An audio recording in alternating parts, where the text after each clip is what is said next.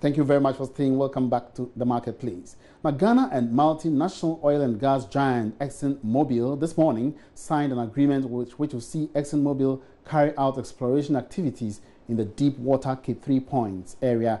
ExxonMobil's entry into the country is expected to further boost the oil and gas sector. The landmark signing between the Ministry of Energy, the Ghana National Petroleum Corporation, GNPC, and officials from ExxonMobil is the first to have been signed publicly under media coverage. In an address, Energy Minister Boakye Agyarko said the partnership is far better than previous oil agreements signed by the country. This agreement continues a trend of improving the country's strategic partnership with international oil. The terms of the agreement are among the best compared to other petroleum agreements signed in the past. In many respects, it is a accumulation of key lessons we have learned as our industry in just over 10 years since Ghana first discovered oil and gas in commercial quantities. It is also a testament to the dynamism and commitment of the Akufo-Addo administration to transforming the economic fortunes of our nation using this industry as a critical catalyst. Permit me to say a few words about our partners, ExxonMobil. The company is a renowned global leader in the industry, the world's largest publicly held oil and gas company. In 2016, ExxonMobil had a total resource base of 91 billion barrels of oil equivalent, having achieved consistent resource additions over the last few years. The company commands tremendous financial, technical, and human resources. It also remains at the cutting edge of technology, innovation, and know-how in the industry. ExxonMobil's presence in Ghana presents opportunities for considerable technological and skill transfer to Ghanaians through the structures provided for in the petroleum agreement. The company's exemplary track record in petroleum exploration in frontier provinces is particularly welcome in the already prolific Tano Basin, where the contract area is situated. All right, so that was Energy Minister Boakye Agyarko giving some details of the oil and gas area to be explored by ExxonMobil. Meanwhile, Exxon's Vice President Pamela Darwin also expressed delight for the companies coming into Ghana to explore for oil and gas. She was hopeful the company will explore further opportunities in Ghana's offshore reservoir. This is a significant milestone, and I'm excited too. I'm really excited to be here. We've been in Africa, ExxonMobil has, for over 100 years. When you look at our operations here in the countries we produce, over 90% are nationals. We're very involved in working with the local communities and developing the talent that's here, and we look forward to that opportunity in this ultra-deep water. We're here to share our technological expertise, which is, we think, a bit unique for the ultra-deep water, and I know that's one of the reasons that we were selected, and we're honored, very honored to do that and to be here today.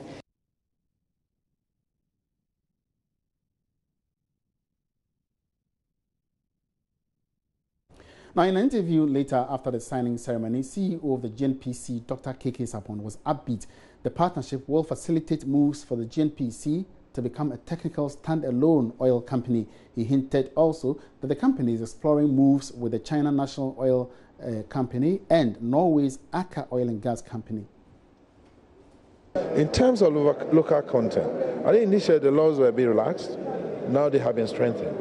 And I think you saw the commissioner, the chief executive of the Petroleum Commission here, there to enforce the law. And indeed, in GNPC, we have the Sustainability and the Localization Department, which tries to make sure that we draw our partners' attention to the models of operations, the way they operate, so that we take advantage to get benefits for our local people, both companies and individuals. GNPC really has got the opportunity to learn from the industry leader. Upstream extraction of petroleum hydrocarbons is a very, very technical venture. Not all companies have it. You need experience, well exposed, people with money to come in. In this particular instance, you are dealing with a well leader. The best comes from Exxon. And that to even attract them into this country is a significant step. GNPC certainly will take advantage of the situation, the opportunity that we have working with ExxonMobil to make sure that we will benefit from their technology. And I think the arrangements for capacity building, the arrangement for secondment of our employees to ExxonMobil. I must add that GNPC is positioned, or we are driving ourselves to become a technical operator in the near future. And it's important that we partner with those who have what it takes to bring the oil out, so that in the process we can learn and then also be in that situation where we can operate. I'm looking at China, the China National Oil Company, a big one. I'm looking at Aker in Norway, where you get a very good standard ethical behavior, and they are all lined up. And very soon we'll be announcing them. Now, the Energy Minister, Boakye Jako, also explains the ExxonMobil Ghana exploration would, however, have to be signed by a fourth party, which should be an indigenous oil company, before being ratified by Parliament. Until then, exploratory activities cannot start. This agreement does not become effective unless and until they have brought in their local partner, who will hold 5%. Now, this one will not even go to Parliament until and unless that condition is fulfilled. Once that condition is fulfilled, then it goes to Parliament for ratification before it becomes effective. In the contract, they are given 270 days to fulfill that requirement. Until then, this contract does not become effective. So there are laws and regulations, LI 2204, and it's been touted as one of the best local content regulations in Africa. So there are regulations to ensure that local participation and local benefits. So we are hoping all that thing being equal, before the third quarter, they should start exploring for oil? Well, it will depend on how quickly they find a local. I know that they're in the process of evaluating. They're evaluating some companies who have applied to become local partners to them. They are evaluating them, and I am urging upon them that they do it as quickly as possible so that they can begin the exploration. All right, let's still stay further on the Exxon deal. And my colleague George Wiafi witnessed the signing ceremony. He has joined me right here in the studio to also share his personal opinion on the landmark deal between Ghana and international oil giant Exxon. Now, George, you were there. Now, what do you personally think about this deal? So let's first start with, if he had explained to your viewers who is ExxonMobil, and if you want to look at the revenue that they raked in 2016, you're looking at somewhere over $200 billion. And that is true. And if you want to bring it down to the layman's terms, the worth of ExxonMobil could be like 100 countries put together in terms of their GDP. Like Ghana times 4? Like 50 times of Ghana. So Exxon it's a huge economy. Exactly. And when even a unit or a subsidiary moves into your country, it's not just about the exploration of oil that you're looking at, but the fact that when Exxon moves in, you're looking at the whole value chain, production, exploration, gas, and even some of the ministers are talking even schools as well, because they are a whole energy group. So they would not just bring in a subsidiary just to prospect for oil, but they would have what Ghana would benefit from other related services that they also offer as well. And that is where the excitement is, Yafe. Sure. And don't forget, when Exxon moves into an economy, other giants follow. Sure. So that is what you might be looking at as in the benefit that they bring on board. And some are saying that, George, it's early days here because these guys are just going to prospect for oil. But some are also saying that maybe they've done a critical assessment of the assessment data to really appreciate that something is down there. And that is why they are moving in to do this thing. All right, now one interesting thing is that the energy minister stated categorically that the fiscal terms under this agreement is currently better than previous agreements, and 15% carried interest in GNPC. What does it mean? So you're looking at a situation where GNPC is going to have a stake in it, and most of the time these companies are supposed to pay taxes to government. What the old agreement sought to do was that these taxes are converted into oil and given to GNPC being the partner. So if you're going to look at 15% of maybe the entire revenue that they're going to rake in going to GNPC, and that will be in the form of oil, that's quite a lot. Also, don't forget that 5% of that stake that they're going to prospect should be owned by a local firm under this whole agreement as well. So you're looking at somewhere around 20% of whatever they'll find. The economists will say all other things being equal should stay in Ghana. And for some, they believe that Exxon has something they are not sharing with us. That they believe that there are enough crude deposits beneath there, 700,000 feet, further 30,000 or 300,000 feet, if you look at the area. So for those who might have a fair idea, Takrady, their shores about 75 miles away, within the same Jubilee Field area, a little bit further going into the oceans. Okay. That is where the deep water area falls. That's where they're going to prospect, and they are bringing in the latest technology. You can talk about the 3D one, and going to dig further the seabed and everything and get the oil for us. For me, I was wondering, because it is not an end in sight anyway, because after exploration, sometimes some companies do not hit what we call, they hit a dry hole, and then you have to pack and baggage and go. But with Exxon, I think the situation is different because of technology that they have. But we are you heard the news about Togo and also Benin trying to prospect for oil, and sometimes for a layman's perspective, you ask yourself, is it move away from the science that can you have just an area just like this where only one portion has oil deposits? So if you try and do a scan on that area where Jubilee is at the other side, and being there personally, and I think I've flown over that area before, where TEN is also there and ENI is there. From a layman's perspective, I asked myself, there's no way the other side wouldn't have enough deposits to explore. And don't forget that some have also argued that even about commercial quantities, it's always about the technology that you deploy.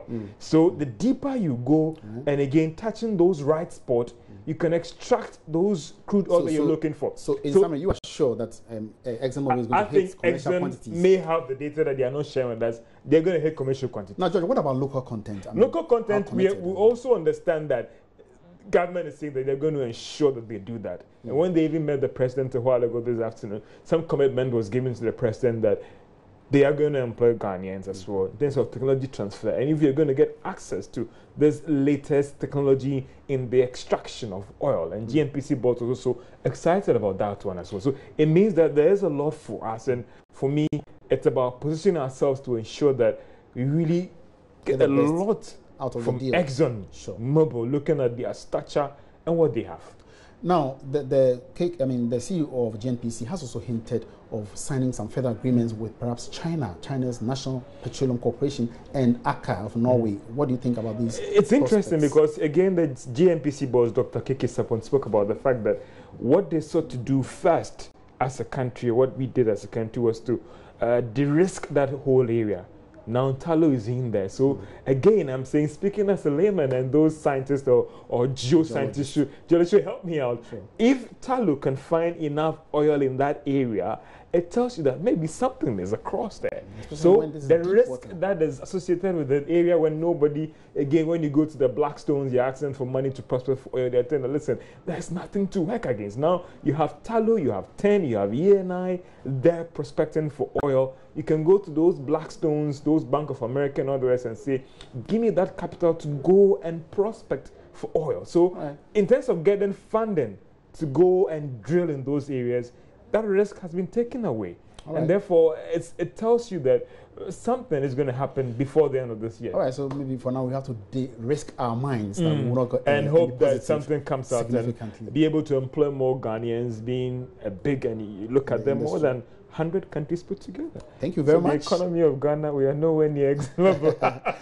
Thank you so much, George Biafe, who was there at the signing ceremony between Ghana GNPC, the Ministry of Energy, and Exxon Mobil. Now, on its part, the Vice Chairman of the Public Interest Accountability Committee, PIAC, praised the Exxon agreement and says, looking forward, the priority areas under the Petroleum Revenue Management Act, PRMA, must be looked at critically for a possible review.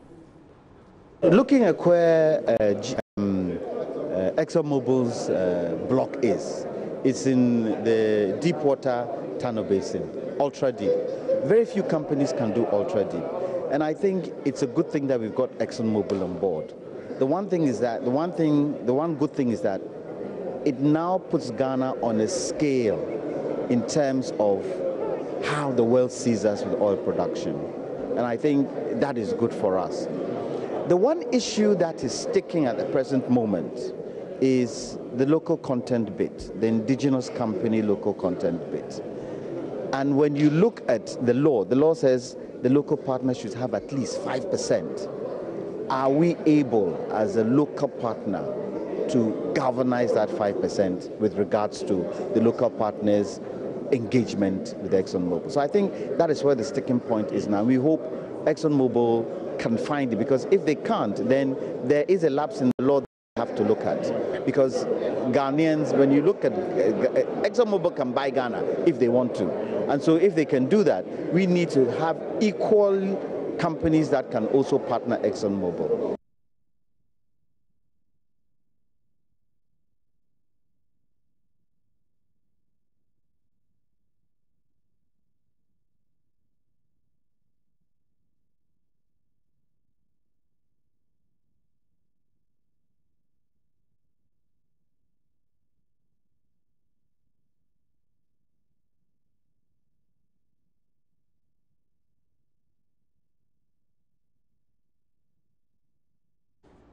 All right, so that was the coverage of the ExxonMobil's in Ghana GNPC agreement on the deep water Cape 3 point. Away from that, Ghana's plastic waste situation is set to have reached a crisis point, and failure to reverse it could lead to an environmental catastrophe.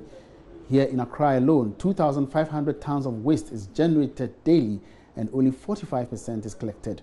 The remaining 55%, mainly plastics, remain in the system. If you do the math, you could realize how terrible the situation is. As we put the spotlight on entrepreneurs turning waste into useful products this month on the Joy Business Van, we bring you the story of Richmond Osu Frimpong, who is currently turning plastic waste into stuffing for pillows.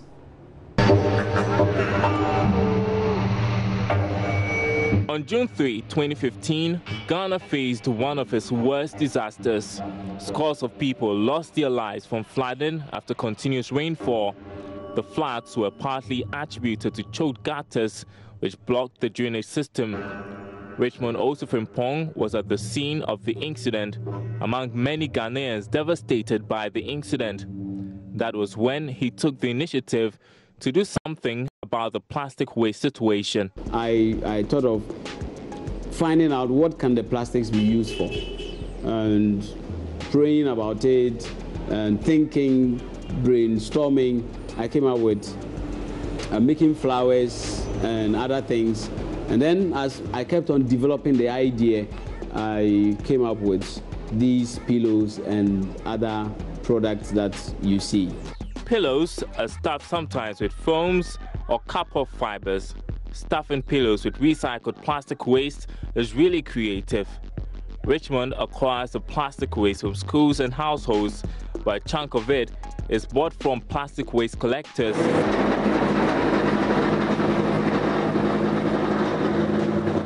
Once the waste is collected, it is taken to a crushing site, which Richmond co-owns.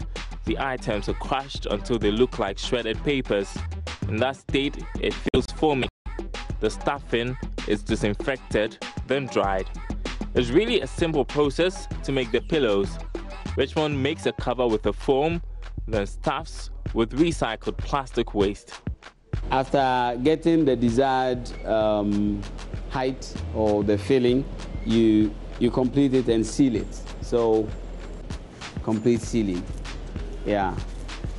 Then it goes to the material. We are trying to be more local. That's why we are using local fabrics. So it goes into it.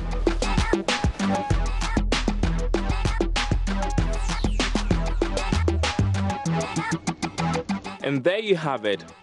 The pillows Richmond has branded Eco Pillows. We've been able to produce travel pillows like what's around my neck, and it's also good for long journey travels, those going to the north, Kumasi, and those traveling outside. And we also had multimedia in mind, so we made Adum TV. So this is for multimedia, and this is for Joy Prime. That's it. And we say all work and no play, so we want to produce local teddy bears with local fabrics, and with the same plastic waste, we are making the pavement block. This is very strong, and we plan using it for pavement and for building construction. For now, Richmond and his team produce 50 pillows a week, and that is manually. His immediate aim is to acquire machinery to enable him produce on a larger scale. I need to get access to the machines that will crush, the vehicle that will help in collecting the raw materials, and probably a modern sewing machine so that we could sew more of these things and solve the problem. As for response from the public, Richmond thinks it has been good so far. He runs his business, 21st Century Initiative, as a social enterprise. He uses part of the proceeds to spread his message of the need for a clean environment devoid of plastic waste. If we could use this waste product to manufacture these things, it's going to be another source of employment for the people in East District, because waste is also a problem here. The plastic waste is a big challenge.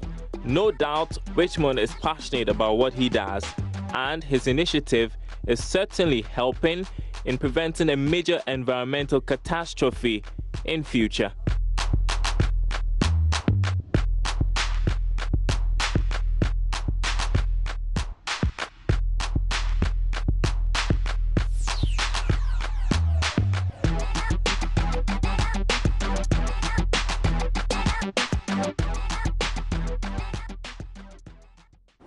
And that was a repeat of this week's edition of the Joy Business Fund. Always catch the Joy Business Fund every Wednesday on Business Live, with a repeat on the marketplace on Thursdays. We sincerely apologize for our inability to also bring you details of our headline stories. One of our headline stories, which is saying the management of Ayalolo Bus Transit Service is blaming the Transport Ministry for the delay in the start of the Atenta-Accra route. We'll certainly bring you details of that story in our subsequent business bulletins. That's it on the marketplace today. My name is Emmanuel Abuaji. Have a good afternoon.